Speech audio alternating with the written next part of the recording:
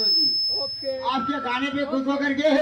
10 रुपए से 10 रुपए के बदले मालिक दर लाके और ये हमारे साहबान आगे वो भी 10 रुपए दे रहे हैं मगर उनका कहना नहीं लगा था चाचा भाई ने है और बढ़ा दो मैं क्या और बढ़ा दो यार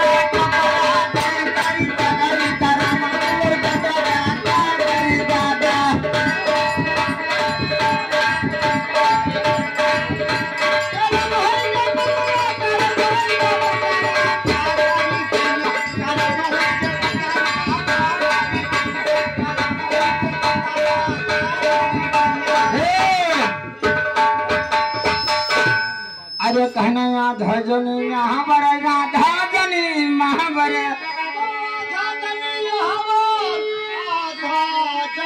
हे रामकुमार चाचा अरे कहना धजनी हमारा धजनी महाबर अरे कहना मानो भैया का उठा भैया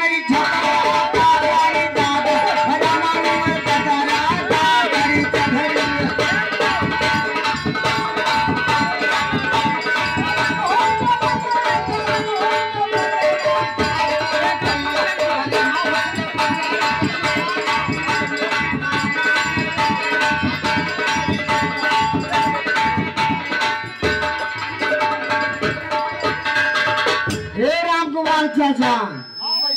अरे कहना रुपया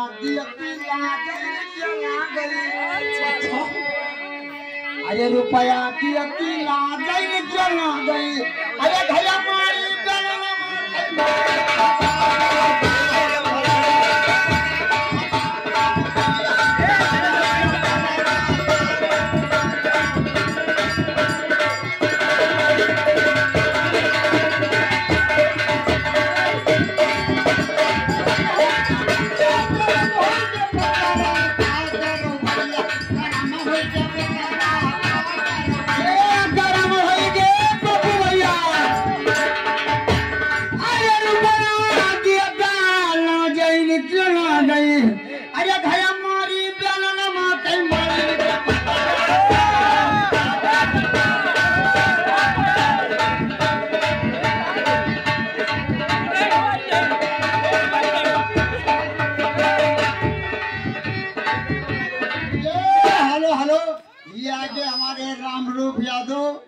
यही त्योहार बड़े आपके गान में 10 रुपए से 10 रुपए के बदले मालिक कर लागे कैसे अरे कहना ढाजनी ढाजनी महावर अरे कहना मारो भैया का उठा भैया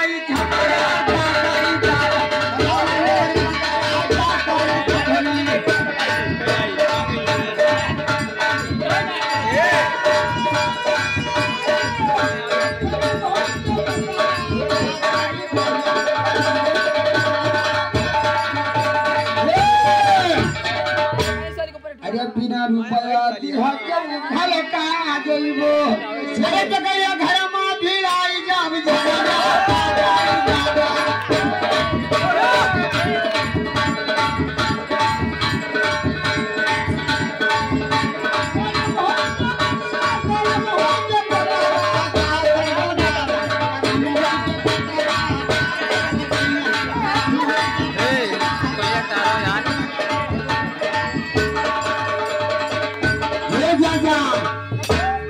अरे कहने रुपया पैसा बात मरा मन भर गया तुम घरी अरे मनी आमा मरना अरे कहना तुम्हारी मुदरी मां बस दिया पर